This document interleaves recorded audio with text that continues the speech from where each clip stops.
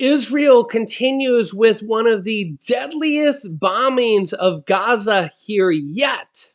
In the war in Hamas over the last 24 hours, at least 400 Palestinians killed in just 24 hours.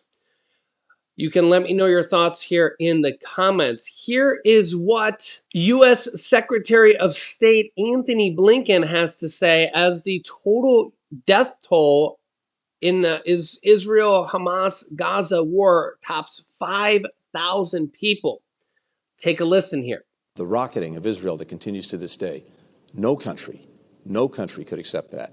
And so Israel has not only the right, as we've said, but the obligation to defend itself. We're not in the business of second-guessing what they're doing. We are talking to them on a regular basis about how they do it. It's vitally important that every measure be taken to protect civilians, that humanitarian assistance gets in to people who are caught in this crossfire of Hamas's making.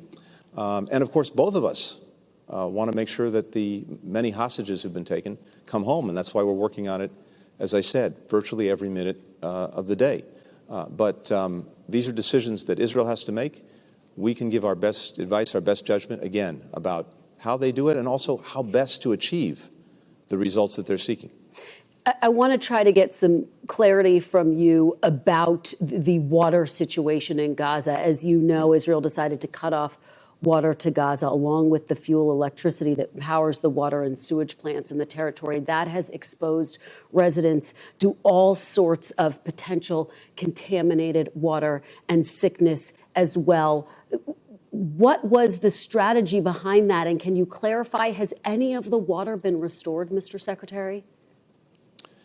So this is something that we've also been working on virtually from the beginning. When I was in Israel and throughout the region, as you mentioned a little while ago, one of the things that I was very focused on was making sure that people in Gaza, innocent people who are caught in this through no fault of their own, in this crossfire of Hamas's making, get the assistance they need, whether it's food, whether it's medicine, whether it's water. And so we were able to... Has any of it been restored, Mr. Secretary, just to be clear? In short, yes. Okay. In short, yes. Two things. First, there are multiple pipelines. Israel turned back on one of the pipelines about 6 or 7 days ago. So that was an important step. There are a couple of other pipelines that we'd like to see restored. In addition, water is coming in. As you mentioned, we had the first 20 trucks of assistance come in. That includes water. We're getting more that we hope will be moving as early as today. In fact, we were just told that some of the convoys have started to move again and are moving as we speak. At the same time, there are other things that need to happen. There are desalination plants that need to be powered in order to make sure that the water people are drinking is clean. We do have concerns about the spread of disease as a result of people drinking dirty water. All of these things are very much part of what we're doing, again, every day to try to make sure that Palestinians have the assistance they need. We appointed a very senior diplomat, David Satterfield, to be on the ground every day working to make sure that the humanitarian aid that people need is getting there. And this is a work in progress. It's something we're at all the time. Mr. Secretary, there's been a lot of discussion about what happens after the war. Can you tell us what Israel's strategy is after your meeting with Prime Minister Netanyahu? Who will govern Gaza once the war is over? One thing's for sure. Israel cannot go back to the status quo. And again, no country would be able to accept that. But is there a clear strategy, Mr. Secretary? Is it clear who's going to govern Gaza once this war is over? I think we know two things. We can't go back to the status quo. They can't go back to the status quo with Hamas being in a position in terms of its governance of Gaza to repeat what it did. At the same time, what I've heard from the Israelis is absolutely no intent, no desire to be running Gaza themselves. They moved out of Gaza unilaterally, unconditionally, a couple of decades ago. Yeah. But they can't be in a position where they're constantly at the threat of the most horrific terrorist attacks coming from Gaza. So something needs to be found that ensures that Hamas can't do this again, but that also doesn't revert to Israeli governance of Gaza, which they do not want and do not intend to do.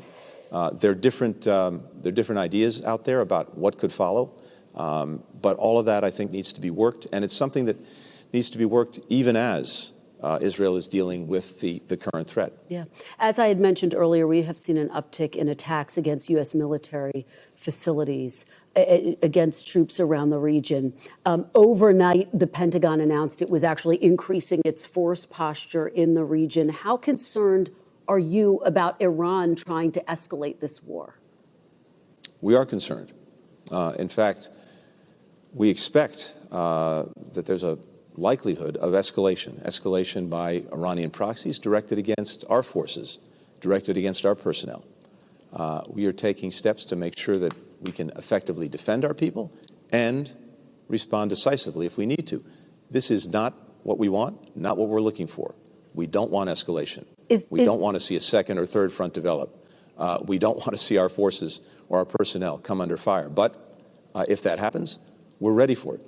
Is the U.S. opposed to a preemptive strike by Israel, as has been discussed by some Israeli officials? Israelis have been very clear with us, and we share this view. No one wants a second or third front, including when it comes to Lebanon, northern Israel, southern Lebanon. That's not in anyone's interest, and that's exactly why we've sent a very strong message to try to deter Hezbollah, deter Iran more directly from opening up a second front. You've heard the president speak to this very clearly. He has put countries and non-state actors on warning. Don't take advantage of this situation. We've also deployed very significant assets to the region, 2 aircraft carrier battle groups, not to provoke, but to deter, to make clear that if anyone tries to do anything, we're there. So my expectation is that, again, coming from us, coming from Israel, no one is looking for that second front. Remember, this comes here just in the last 24 hours, just the most recent one. Iran-backed militias in Iraq claim responsibility for attack on U.S. military base in Syria, on which there's 900 U.S. troops there in Syria, 2,500 U.S. troops in Iraq. We have multiple U.S. military bases and U.S. military ships, aircraft carrier, and strike groups in the regions there, several of which, not the U.S. ships, but the U.S. military bases that have already been attacked. And Iran-backed Hezbollah has already attacked here, I think, every single day, or almost every single day, we'll say here, just for to be more accurate here. You guys can look up maybe the dates or something on this. But Hezbollah's already entered the war, okay? The question here is, how full force will they enter the war here if a ground invasion comes? If a ground invasion does come here, will Hezbollah's 100,000 troops have a full force enter of the war? And if that happens, will the United States enter the war as well? Will NATO enter the war as well? How big will this war be? How much assistance will Israel get as well? Will the U.S. just go and do something like a bombing run, missile strikes to help to help Israel?